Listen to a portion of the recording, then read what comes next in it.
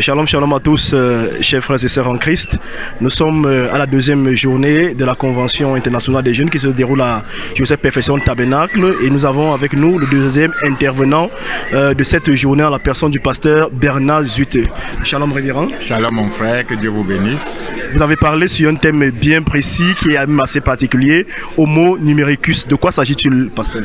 Homo numericus veut dire l'homme numérique. Parce que nous sommes à l'ère où tout devient numérique, tout est converti en chiffres. Nous-mêmes, nous sommes un chiffre à MTN, un numéro de téléphone, tout est converti en numérique. Homo numericus veut dire l'homme dans la vie duquel tout se convertit en données chiffrées. Très bien. Vous avez également longtemps développé l'utilité du numérique dans le monde à ce jour.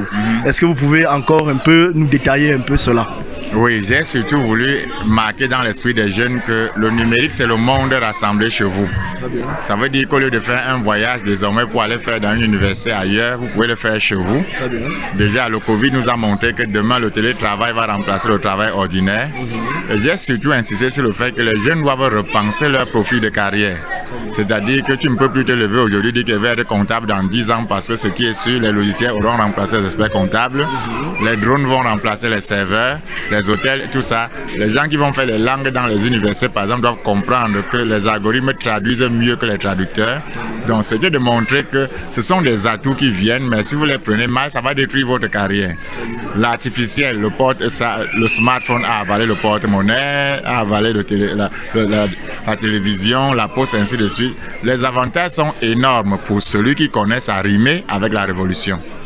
Très bien. Comment donc le frère ou la sœur, parce que vous avez parlé tantôt des coiffeuses, des couturières, comment elles peuvent faire pour utiliser le numérique pour leur bien, c'est-à-dire pour pouvoir gagner un peu plus d'argent? Et justement, les atouts aujourd'hui, c'est vous trouvez, par exemple, si une sœur a quelques notions de couture, vous trouverez en ligne beaucoup de tutoriels d'abord qui vous montrent comment améliorer la couture.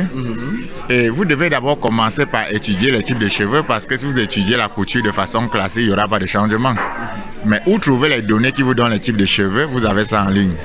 Où trouver quel type de potion va avec quel type de cheveux, vous avez ça en ligne. Maintenant, si vous avez une page où vous publiez des coiffures bien faites, ce qui est certain, c'est que les gens qui vont visiter les pages vont certainement... C'est pour ça que j'ai donné l'exemple de cette jeune fille à Douala qui s'en va coiffer dans les maisons et qui fait 2 coiffures de 20 000 francs par journée. Vous voyez qu'elle est au moins à 600 000 francs de salaire le mois. La sœur qui est couturière aujourd'hui, qui n'a pas une page où elle poste ses coutures, elle est en retard par rapport au système. Parce que demain, quelqu'un peut lui commander un vêtement de Côte d'Ivoire qu'elle va expédier. Donc, quel que soit le corps de métier aujourd'hui, savoir s'arrimer de la bonne façon, c'est maximiser les gains. Très bien, vous avez tantôt également parlé de l'intervention de quelques riches. Vous avez tantôt parlé disant que dans les universités américaines, généralement on invite Bill Gates ou alors des grands hommes qui ont réussi dans leur vie dans le but de uniformiser la pensée de la jeunesse. Comment cela peut-il se faire dans le message? Cela peut se faire dans le sens qu'un pasteur peut organiser désormais les réunions de jeunes.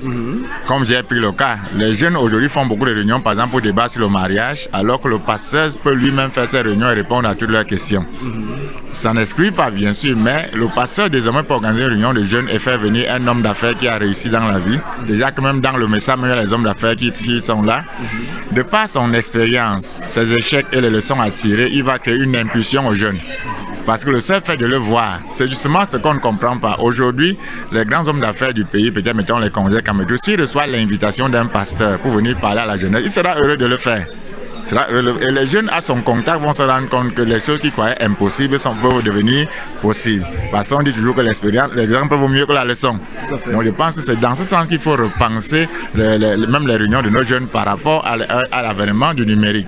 J'ai insisté sur le fait que même en ligne, vous n'êtes plus obligé d'aller aux États-Unis pour assister à une conférence de Jeff Bezos, qui est le patron d'Amazon à une université. Vous la téléchargez, vous la voyez, vous parcourez plusieurs. Ce qui est sûr, ça va changer votre mentalité par rapport à la richesse. Très bien, nous constatons également beaucoup de dérives, que ce soit dans le monde, que ce soit également dans le monde même du message, dans l'utilisation du numérique. Beaucoup utilisent le numérique dans le but d'insulter, de critiquer. Quel est votre conseil aux jeunes, alors que nous sommes en pleine convention des jeunes, par rapport à l'utilisation du numérique? Nous sortons avec cette question-là. Comme j'ai dit, le numérique, c'est le monde entier arrive chez vous, vous choisissez. Vous choisissez ceux qui utilisent ça dans le but de critiquer. ils ne vont avoir de l'intérêt que s'il y a les gens qui écoutent la critique. Ça veut dire que s'ils critiquent et se rendent compte que personne ne les écoute, eux-mêmes vont se taire. Donc, en fait, ce n'est pas eux le problème, c'est vous qui écoutez la critique qui les avantagez. Donc, si le jeune plan celui de ne pas... Les contenus qui ne sont pas bien, si à un moment donné, personne ne les voit, ça va s'effacer. Mais n'oubliez pas que derrière tous ces contenus, il y a quelqu'un qui veut se faire de l'argent. Donc en fait, il ne vous voit qu'en termes de porte-monnaie. Pendant que vous pensez que vous êtes en train de vous distraire, pour lui, vous êtes un porte-monnaie, c'est tout. Quand vous concevez ça comme ça, que je ne veux pas distribuer mon argent à un individu qui pollue mon esprit, je veux mettre mon argent dans des choses utiles, alors vous commencez à regarder différemment. Voilà pourquoi j'ai dit le nerf, c'est le changement de mentalité, comme j'ai cité Romains chapitre 12. Le problème, c'est de changer la mentalité et de partir d'abord de la base du fait que la première ligne de défense d'un jeune chrétien contre le monde restera toujours Christ dans sa vie. Les lois ont leurs limites. On a beau dire ne faites pas, mais il y a une loi qui dit chasser le naturel, il revient au galop. Mais si Christ est dans sa vie, Christ lui-même va trier ce qu'il y a de ça sur les réseaux sociaux. Merci infiniment, docteur Bernard Zuiteux, de vous être prêté à nos questions. Dieu vous bénisse. Amen.